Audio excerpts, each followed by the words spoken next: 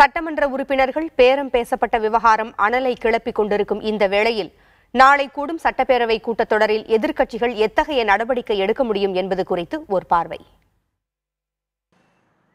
வனம் மற்றும் சுற்றுச்சூழல் துறை மீதான மானிய கோரிக்கை விவாதத்துடன் புதன்கிழமை தொடங்குகின்ற சட்டப்பேரவை கூட்டத்தொடர் ஜூலை மாதம் 19ஆம் தேதி வரையில் 24 நாட்கள் நடைபெற உள்ளது. இந்த நிலையில் முதலமைச்சர் எடப்பாடி பழனிசாமி அரசின் மீதான நம்பிக்கை வாக்கெடுப்பின் போது பெரும்பான்மையை நிரூபிக்க எம்எல்ஏக்கள் பேரம் பேசப்பட்டதாக வெளியான செய்தி பேரவையில் புயலை கிளப்பும் என்று எதிர்பார்க்கப்படுகிறது.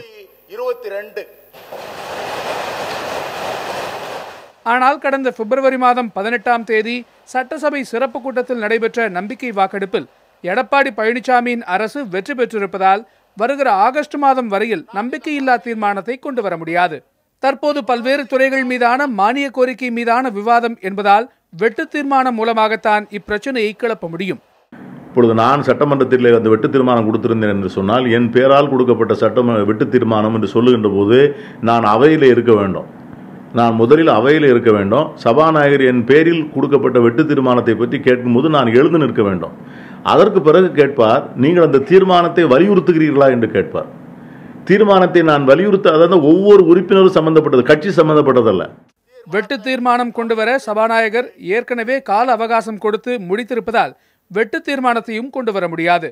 இந்த நிலையில் கவன ஈர்ப்பு தீர்மானம் மூலம் மட்டுமாகவே பேரவையில் இந்த பிரச்சனையை எழுப்ப முடியும் என்கிறார் பீட்டர் அல்போன்ஸ்.